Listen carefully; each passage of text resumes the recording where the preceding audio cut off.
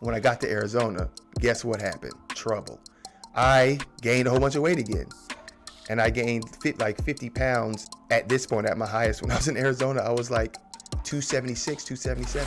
Hi, I'm Chris James, and you're watching Healthy Alternative. Today we have a special guest because I have finally reached down in the depths of my loins. And no, I'm just my twin brother, or at least that's John. They used to think we were twins, or was that me and Steve? No, that was me and you. They used to think we were twins. I said if I come on here with my cowboy hat, this is gonna be rap. Yeah. Nah, but seriously, Jay Free, one of the founding AHA fathers, is back, and we have a lot to unpack. He's been away for quite some time, to the fact where a lot of y'all might not even know who he is.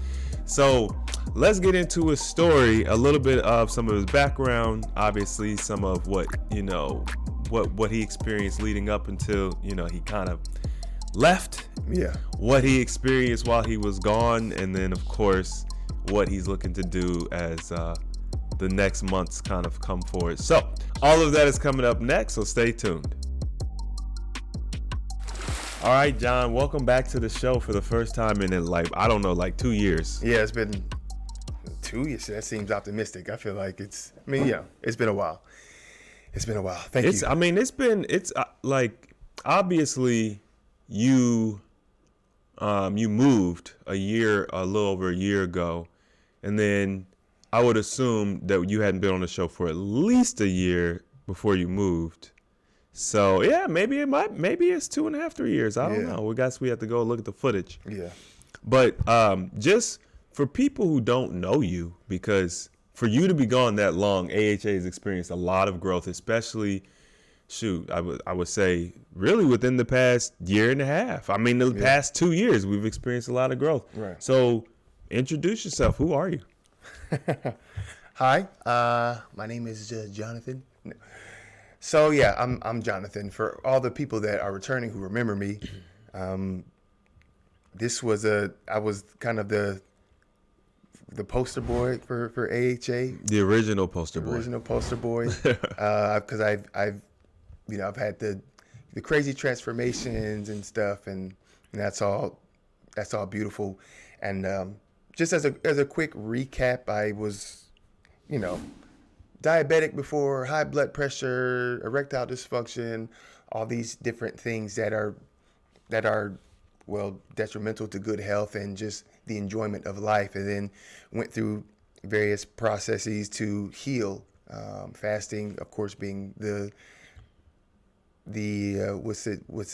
foundation of that journey. And there's been so much that has happened, and I've learned, especially in this last year, but I've learned so much, and I came to the realization that my struggles there's beauty in the struggle, and if you're going through struggle, just know that it may not seem like it right now, but there is, so long as you have an expanded perspective, so to see and to learn the lesson that you're learning while you're going through it. So yeah, there's just as a quick little recap, I'm that guy, and I used to have, really short locks, and now they're a lot longer. And if they look a lot longer than how you saw me in my last video, like, because I've been away for a while. The locks show the growth for sure. The locks are an allegory for the growth. So obviously, there was a lot to John's history. It started off at nearly 300 pounds, and it makes sense when you look at the physical ailments that you had. It makes sense to use fasting as like a fundamental tool to help to resolve those issues. And the thing that I always found interesting about us was your journey always leaned more energetic or spiritual. My journey always leaned more physical. So when we very first started working, it was leaning physical. And as you really started to, I guess, unravel your journey, it made more sense for you to go spiritual. And that's the reason why I think you were such a great piece of the AHA puzzle, because having that balance between the physical and metaphysical was good for people. And also, I got a question about this not too long ago. Someone asking if, if there was ever a time when fasting didn't work, you know what I mean? Or if your body basically maybe rejected fasting. And I was like, well, yeah, I do know that time because my brother John went through that. So I definitely want to talk about that. Of course. But where do you want to start?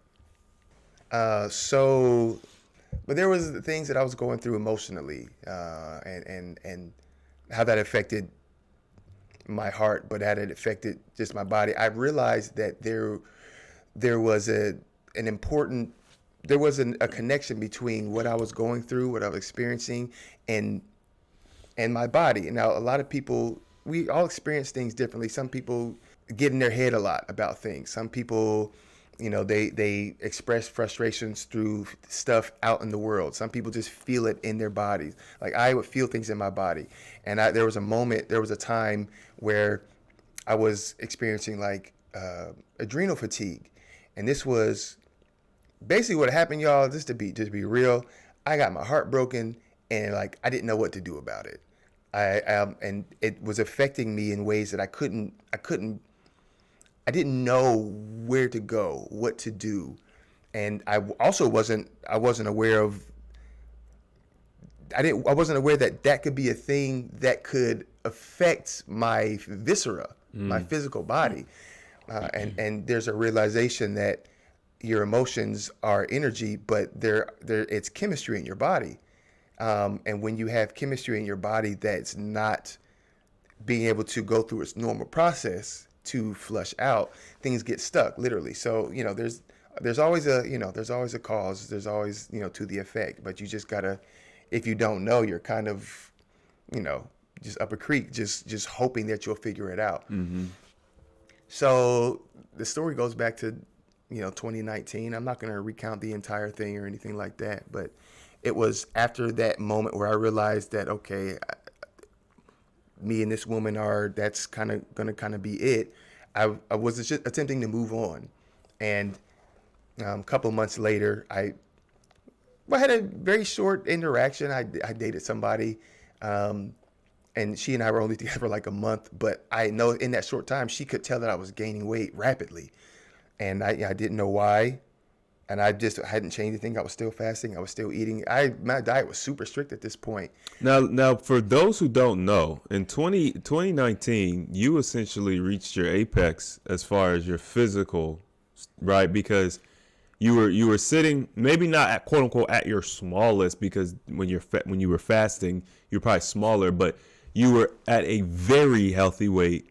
You were, muscular, you had just got your personal training license. Mm-hmm. So John had reached a pinnacle that I think if most of you guys who have been out here watching our content, you see these guys that go from being 300 pounds to being these fitness gurus who are now putting together, the fitness programs and the diet programs. And not without loose skin, though. They always have loose skin. John did not have loose skin. So John literally was at the pinnacle. So I just need people to understand that, because it's much bigger than just putting on some weight. Right. You're doing all the right things. You're doing all the things that you had been doing to get to that point.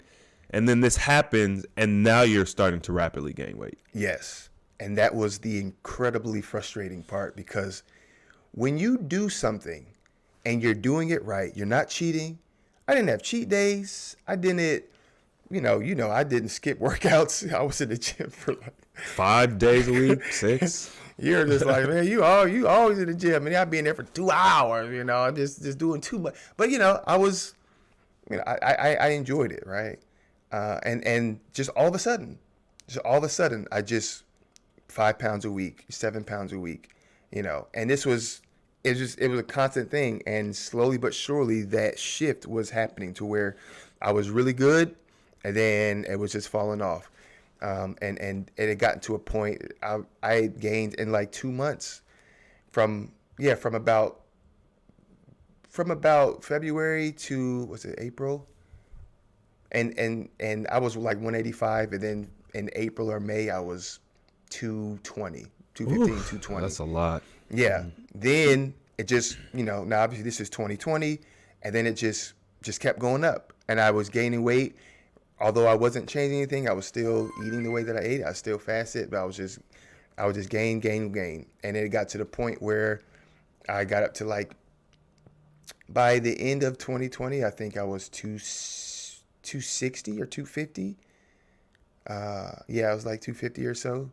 And then, I had a brief reprieve, and I thought that I was making some progress again, and I did, but I got down to like 220 or so, and then it's so strange because the rapid fluctuations.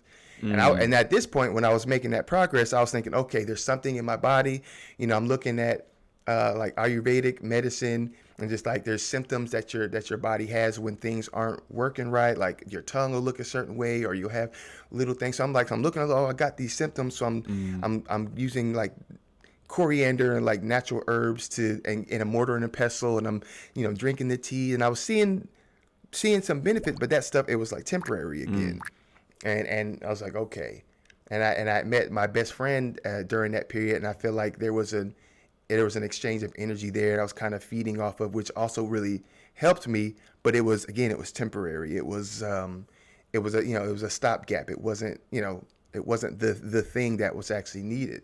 Just that's just kind of just one of those things at the time. So I decided to move to Arizona, and because I had some realizations about, I think I just needed some time. I needed to do some things on my own. And I moved there because of like astrocartography, for anybody that likes astrology out there. But there's like a Venus line that goes through the Arizona area for me. So I was just like, okay, there's some. What does that mean? A Venus line? So this, like, the day that I was born, the Venus was traveling along that line, or the energies were strong around that area. And when you move to it's like if you ever moved to a different city, if you ever grew up in a city and you felt like nobody likes you, like it's hard to get dates, or like people aren't into you, you don't feel seen, and then you move to a different city, then it's just like suddenly you feel like, oh wow, people just like me here, whatever. Mm-hmm. There's something about your resonant energy, like the day that you were born, that works with that new city really well. And it's funny because that's what I experienced. Now I went to my Venus line, which is talk about like the love planet and stuff. And when I got there, I noticed that women would like look me in the eyes, and then like walking past me, and they're like staring me down. I'm just like, what's happening here? This is new. This is very new. And this one lady gave me her number. She told me I dropped a piece of, oh, I think you dropped this. And I'm my oblivious self. I'm like, oh, okay, thank you. I'm super naive. Then I'm looking at the paper. I'm just like, I didn't drop this. And I'm reading it, so confused. She's like, you have a great smile. I think you're really handsome. Blah, blah, blah. If you're single, call me. And I was just like, oh my gosh. Oh, first of all, hold on. Okay. Because I know right now, as soon as you said Venus line, a whole bunch of people was like, oh, they're into that new age stuff. You know what I mean? Mm-hmm. That's why I asked you to explain it. But if you have an open mind and you just listen to the story, you listen to the interaction, especially coming from a man, because I have never, ever, never. Is there another word? What other word can I use to say not gonna happen? Have had a woman give me her number. Right. And I'm sure up until that point you had neither. I mean, it's unless I approached her and I did literally all the work to try to get the number. I've never had a woman just give me her number, write it on a napkin. And I talk to a lot of women. I mean, I've talked to a lot of women. I've interacted with a lot of women. We're completely different type of people. Yeah. So you can't even say, oh, it's your personality type. Like, we're two different types of people. And so there must be something to that, because like that doesn't happen. And just in general with men, you know what I'm saying? In general. See, there's a lot of women that watch this show, so they don't understand this because their experience is just completely different. But the men who watch this show know, like, women don't approach, and they definitely don't just offer numbers. And they definitely, that was, what do you call that, John? when you plan to murder somebody, Premeditated. that was a premeditated move on her behalf. Yes. Because she had to write it, think of how she was gonna do it. Like, yes. So I'm doing all this to give credence to what you're saying, because there must be something there. Yeah. Because that doesn't happen. And it definitely don't happen to me. Definitely not. So yeah, so that's the kind of stuff that was happening to me. Cool.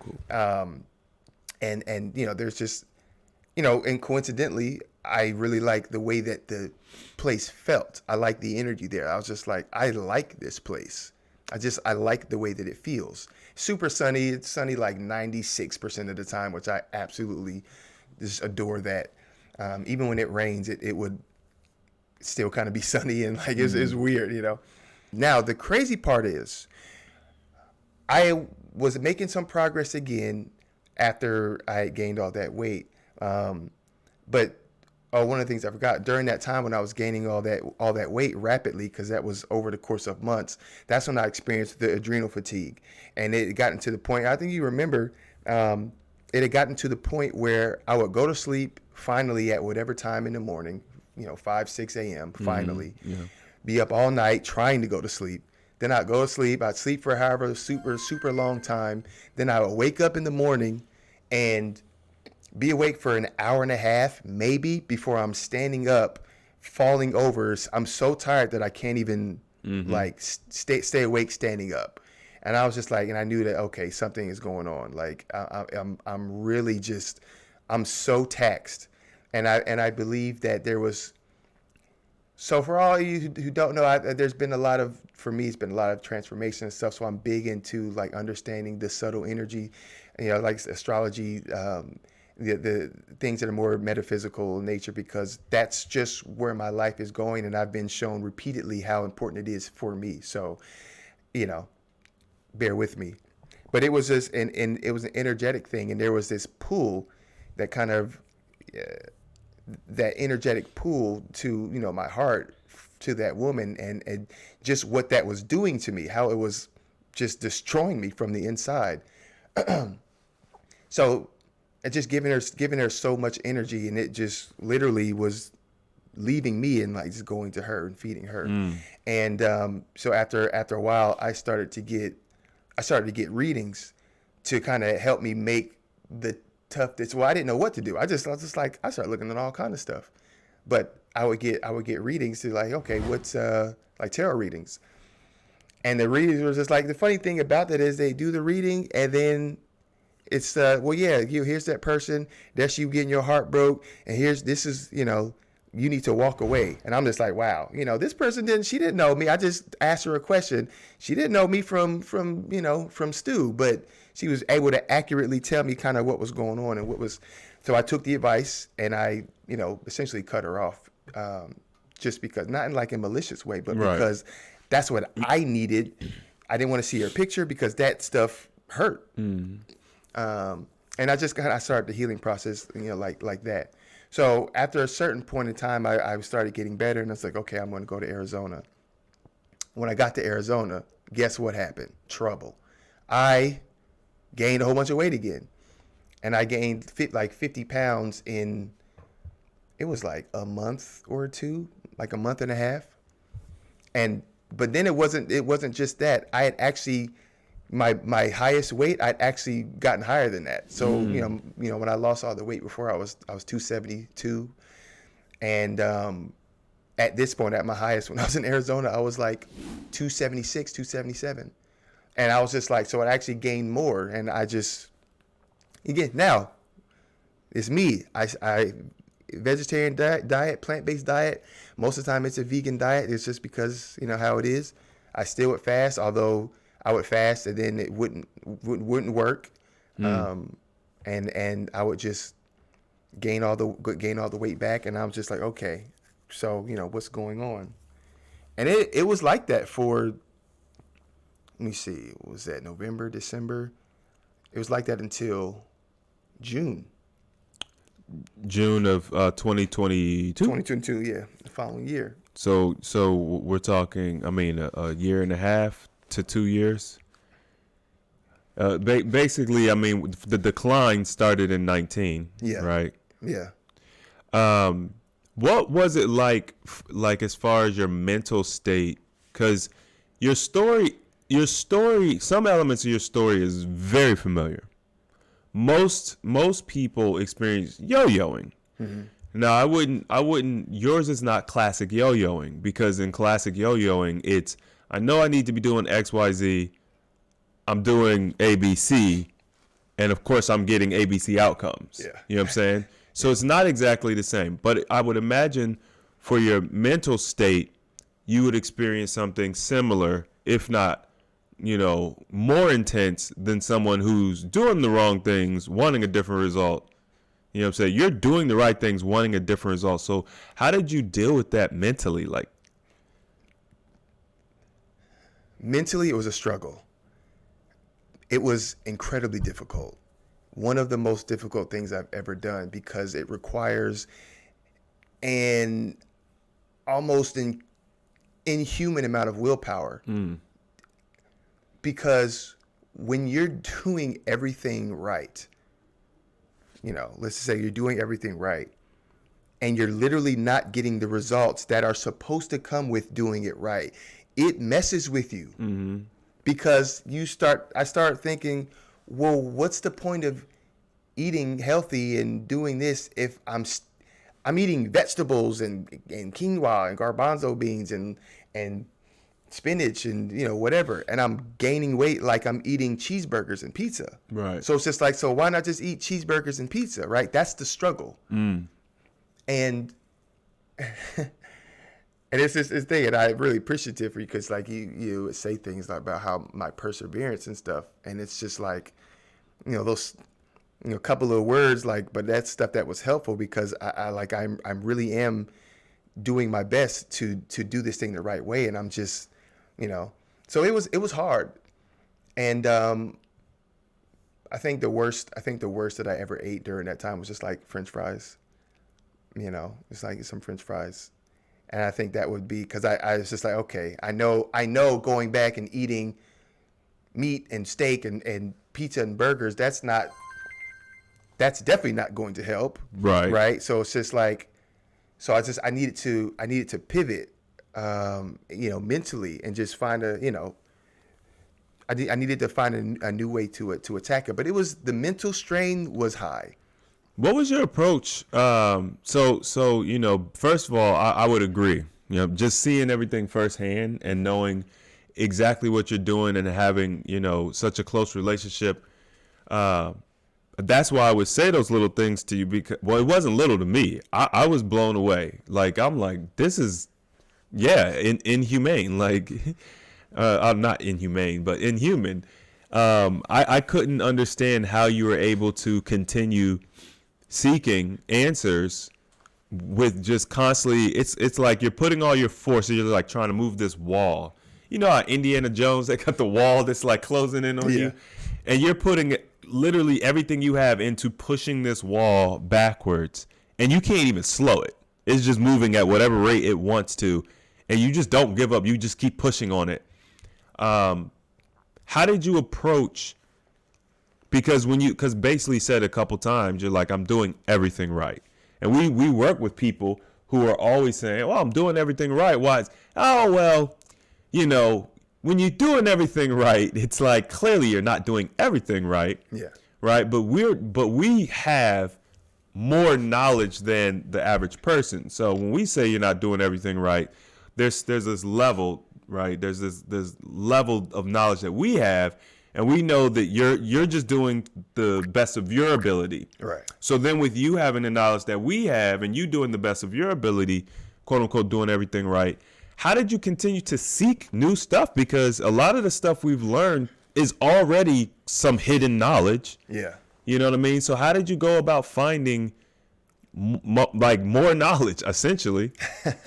So it's important to keep an open mind. It's important to just be open to the possibilities. And that's really, I think that's definitely one of my strong suits, because I saw this thing on YouTube, and the woman was talking about the power of the voice, and how through your voice you can learn what's going on in your body, for example.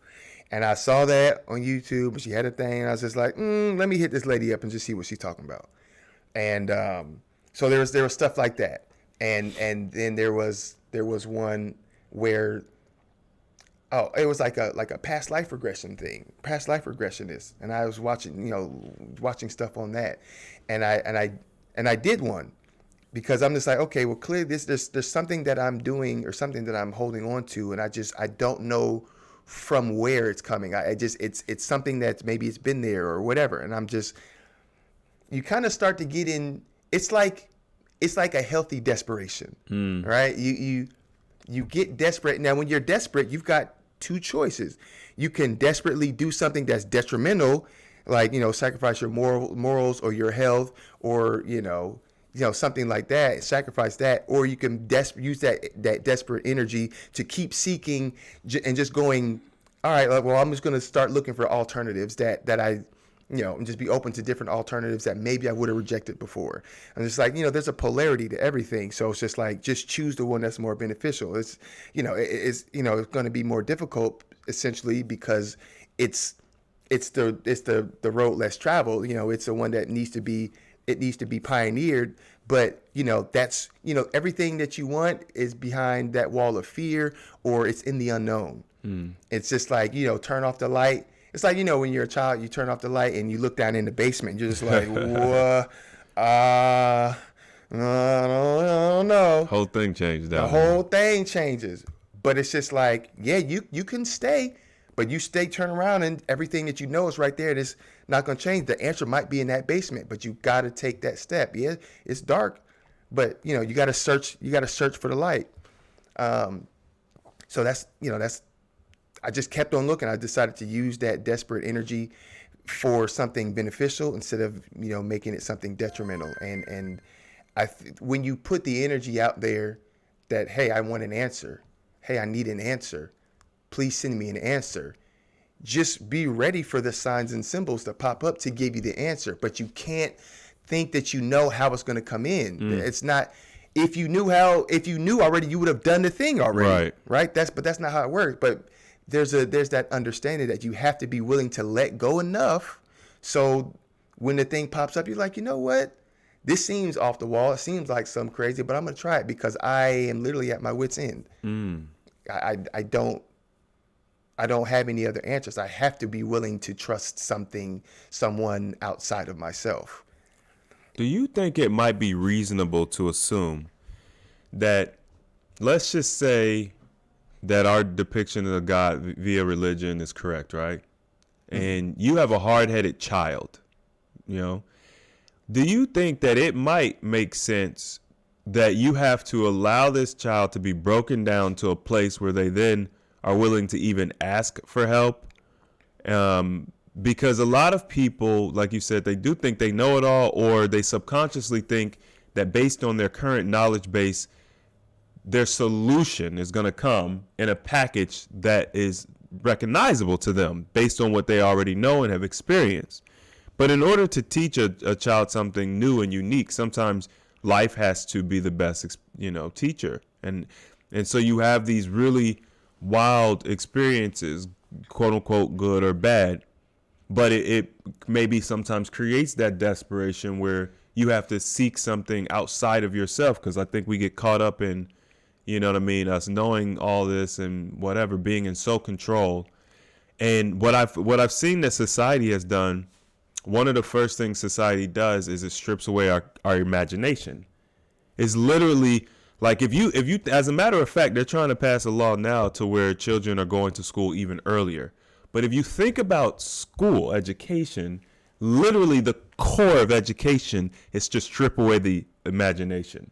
Once you've stripped away the imagination, you can replace it with whatever you want. And now you can have people who essentially follow whatever you've implanted in them. Yes. And so getting back to that imagination is, I think, important for us, especially when it comes to more, I don't want to say radical, but just radical healing. Because, you got to think, when we very first found fasting, that was radical. Yes. You know what I'm saying? It was like, We've been taught all our life, eat, eat, eat. You want to lose weight, eat more. And then all of a sudden, they're like, nah, don't eat. Wait, what? What you mean, don't eat? No, everybody knows you got to eat. Right. It's in all the animes. You know what I mean? The government's telling me to do it. Yeah. My mom told me to do it. Like, everyone has always told me that. And this is the reason why having that open mind is so important. But I think it also is the reason why so many people miss it. Yeah. Because most people, now I know if you go ask 100 people, are you open-minded? 100 people, I will probably say 99% are going to say yes. Yeah. Like, I'm only saying one won't because, you always have that one that's honest. Yeah. But most people are going to say, yeah, I'm open-minded.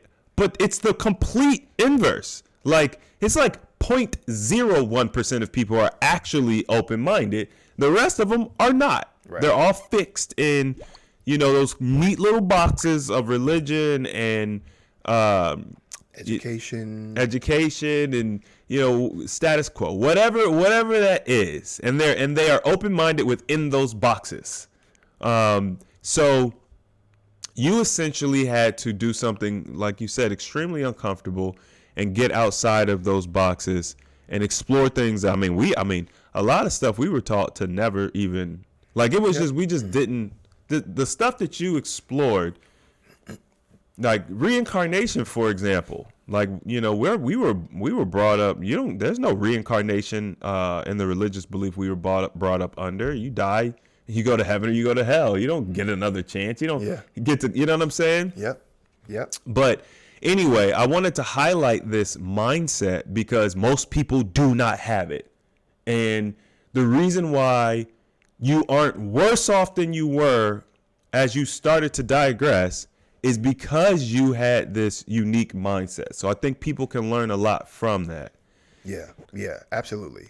It's literally the thing that saved me, because I sought, again, you put the energy out there, you put the intention out there, so you're seeking. Now, you can't get hung up on the time, although, it can be difficult, but you can't get hung up on the time because everything is happening in its, in its perfect divine timing.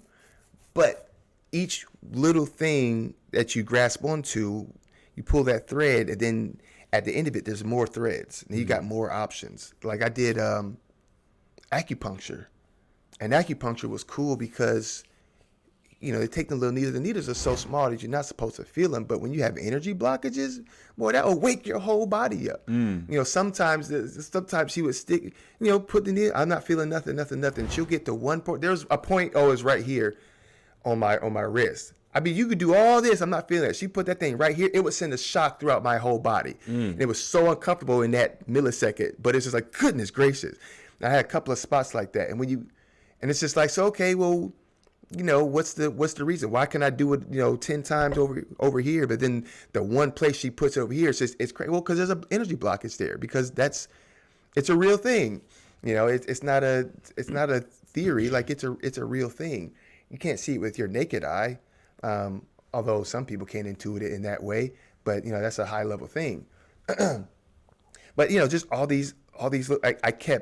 I kept seeking, and I know, just because of my own experiences with various things, that, like, okay, there's another realm that we don't see with our physical eyes, but we do intuit it with our our imaginative faculty. And you talk about the imagination. It's like my imagination was paramount to my success at this point, and that'll become more apparent later on in the story. So I am a very large proponent of getting back to knowing and expressing your inner child. It's you have to do it. I mean, you don't have to if you don't want to. Right. But you're really stifling, you're really blocking so much of your potential in this life if you don't. And it's why I make the effort now to let my inner child, really, really be in control. Like, I have the intelligence and wisdom of an adult man, but that's really just like, hey, okay, you can't do nothing crazy now. And little me is just like, okay, I'm not gonna do nothing crazy, but I'm gonna enjoy this. I'm working towards enjoying it. So it's like, there's a proper balance, and just, I'm working towards getting back to really enjoy just being, really moving from that energy, like from my inner child. That's powerful stuff, man. Being childlike. There's lots of references to children throughout ancient texts and religious texts. And if you think about it, in modern times, actually, not so much modern times, but in the past, when you think about different inventions and stuff, or inventors, famous inventors, they had very childlike minds. Yeah. They were very imaginative. Yes. And you see, people, there's a negative connotation when we say childlike, because you associate it with immaturity. Yes. But that's not what it is. It's freedom of thought and creativity, and children don't know what boundaries are. They haven't been taught. So with a boundless mind, you can bring things out of your imagination into this realm that other people can't even conceive, because the children don't live in these boxes yet. Yes. So that's really powerful stuff.